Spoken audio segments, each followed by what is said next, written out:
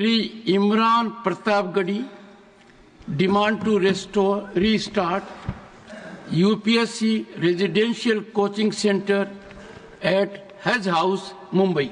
धन्यवाद सभापति महोदय।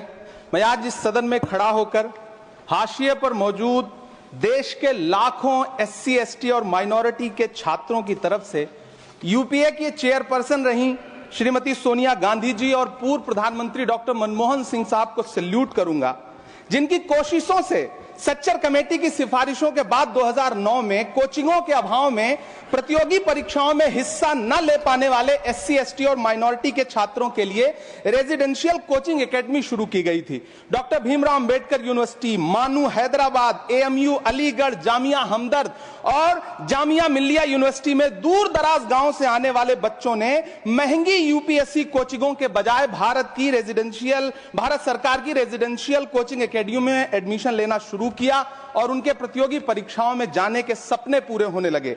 इसी से प्रभावित होकर मुंबई के हज हाउस में 2009 में एक कोचिंग सेंटर शुरू किया गया, जिसके लिए सरकार से कोई फंड नहीं लिया गया, बल्कि हाजियों के रजिस्ट्रेशन फीस और सर्विस चार्जेस से बनने वाले हज कमेटी के कॉर्पस के एक हिस्से से इसे शुरू किया गया। तकरीबन 10 साल शानदार तरीके से चलने वाले इस कोचिंग सेंटर के रिजल्ट भी बढ़िया रहे। कई आईएएस दिए, आईपीएस दिए, महाराष्ट्र की स्टेट सर्विसेज में बच्चे सेलेक्ट होने लगे।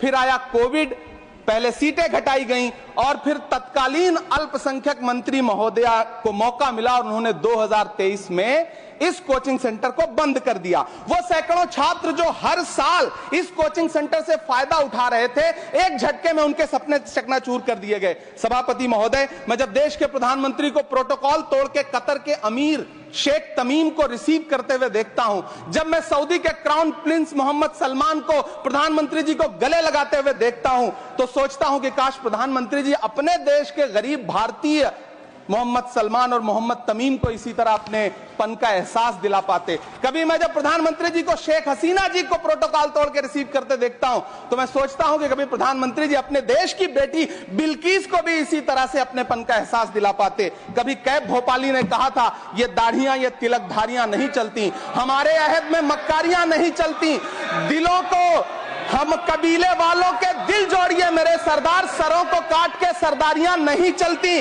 सभापति महोदय, मेरा अल्पसंख्यक मंत्रालय से अनुरोध है कि हाजियों के पैसे से चलने वाले हज हाउस कोचिंग के कोचिंग सेंटर को फिर से शुरू किया जाए। न सिर्फ शुरू किया जाए बल्कि उसकी सीटें भी बढ़ाई जाएं। जब पैसा सरकार को नहीं देना है बल्कि हाजियों का जो कॉर्पस सैकड़ों करोड़ रुपए के रूप में इकट्ठा है, उससे इसको चलना है कोचिंग सेंटर को, तो फिर इस कोचिंग सेंटर को चलाने में और देश के बाकी हज हाउसेज में इसे शुरू करने से सरकार को परेशानी क्या है। मेरा अनुरोध है, यहां मंत्री महोदय बैठे हैं, अल्पसंख्यक मंत्री, कि कृपया संज्ञान लें। देश के लाखों छात्र आपसे गुजारिश कर रहे हैं।